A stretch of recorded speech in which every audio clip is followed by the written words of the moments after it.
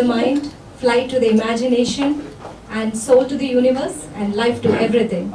And today we have a group of directors and actors who have given the power of music to their films. And they are directors Mr. Kavin Abathian, Miss Arian Lorraine, Mr. Joanne Andres Arango, and actors Mr. Jerome Paulio of the movie The Seven Last Words, and Miss Eva Kuhl, the director of Belgian movie Cleo. I welcome you all to the press conference. Now let's begin with Cleo. Cleo is a debut feature film of director Eva Kuhl. It's about a 16-year-old girl who survives a traumatic accident, and the music plays a crucial part in Cleo's process of rebuilding herself. The movie is competing for the Centenary Award for the Best Debut Feature Film and also the prestigious UNESCO Gandhi Medal. And about Eva Kuhl, she's a Flemish screenwriter and film director. She has directed 4 short films which have been nominated and awarded at various film festivals at home and abroad, including Women's Independent Film Festival in Hollywood, where her short film won 4 prizes. Ms. Eva Kuhl, I request you to tell us more about your movie. Thank you. Does it work? Oh, push. All right. Okay. Thanks. Well, so my film is Cleo. As I was introduced, so the film talks about a 17-year-old girl who loses her parents in a car accident, in a hit-and-run car accident. That's one of the main topics of the movie, how to cope with grief when you lose some relatives in an accident and there are no answers to it because the perpetrator, he flew. And at the same time, it's also a movie that talks about hope. It's a war movie. It's because music is a very important part of the movie. Request Mr. Nabati, please tell us more about your movie. It seems that there has a new, it opens a new dialogue between film and music. So we'd like to listen to that. Yeah, well, so the origin of the film is that I'm a musician as well, and I was working with a string quartet that I met at a residency in Banff in Canada, and they're an Irish-English quartet, and they introduced me to a lot of string quartet music that I'd never heard before. It was never something I really had my radar on, and I started composing for string quartets, and I just got into that whole style of music. And I was visiting them once, and the cellist was telling me how she wanted to make an album of the 7 Last Words of Christ by Joseph Haydn, which is this very beautiful series of sonatas. And she was telling me how historically those sonatas have been performed in interesting ways, and there's all this art around the idea of these 7 last words of Jesus. And what was interesting to me was how these words and how this music is so universal. Like the act of a man facing his mortality has nothing to do with Christianity, really. It's something that anybody can relate to. And so I got this idea to make a 7-part film to go along with the 7 sonatas, and to have 7 different directors from different origins and art practices and religions and cultures, have each person make a film out of one of the sonatas. And to add something about it, after that we can do the India. Yes, I like to say that the film was a wonderful experience to shoot, precisely for the reason that Cabe mentioned. We had complete freedom to react in a very personal way to what this specific word meant to us. And since we were shooting with no sound, as the film was going to be played with the music, we could shoot with a very small team that gives a great liberty and a great intimacy to the act of shooting. So for me it was a very refreshing experience to be able to shoot in this very personal way. Yeah, I guess in terms of visual storytelling, this was a very interesting project to work on. And the fact that the films are shot in all these different places, we only had the theme and the music as guiding threads to write each our own stories, our visual stories.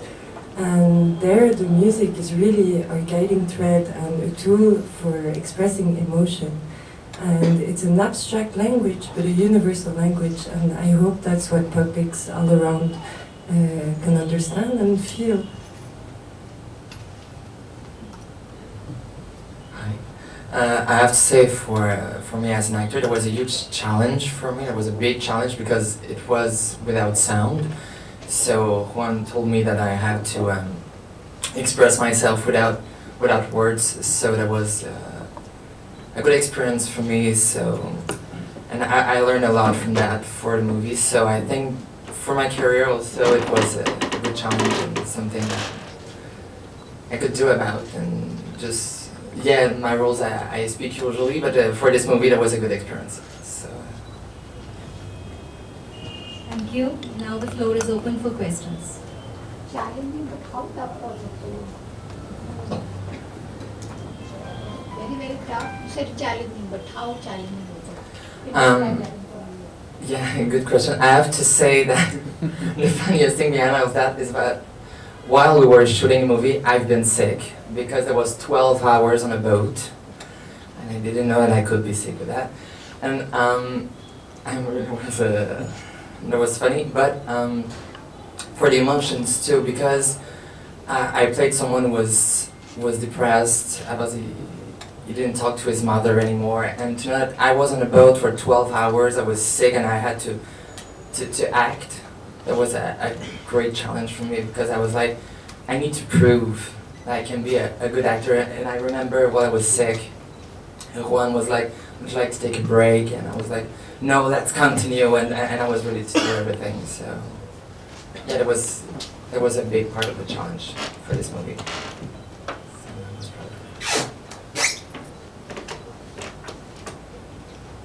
Something about the title of the film. Elaborate the title of the film. Well, it's based on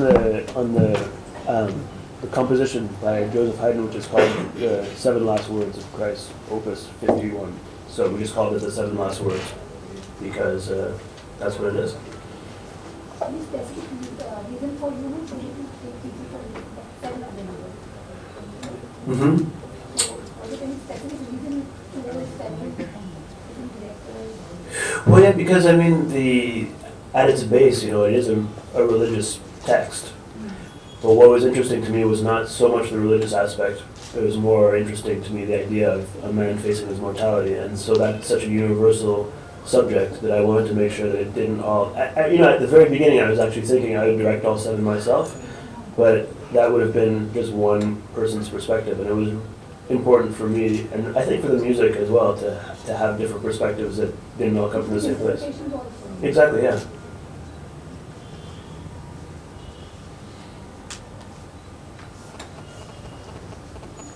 Your movie is competing for the UNESCO Gandhi Medal, right?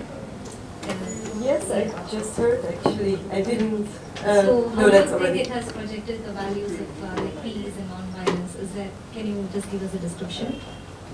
Well, I think that maybe main values of the movies are family and love, because that's what is universal about it. Everybody knows, everybody loses at a certain point family members in their life, and I think the way how to cope with that is very universal.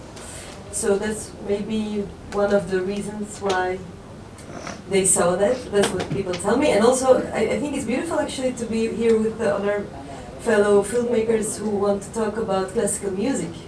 Because that's also something that unites us. And in my film, the film talks about the Russian composer Rachmaninoff.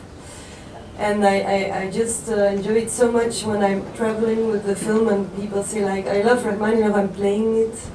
I just hope that it can inspire other people to listen to this music too. Thank you. Any more questions?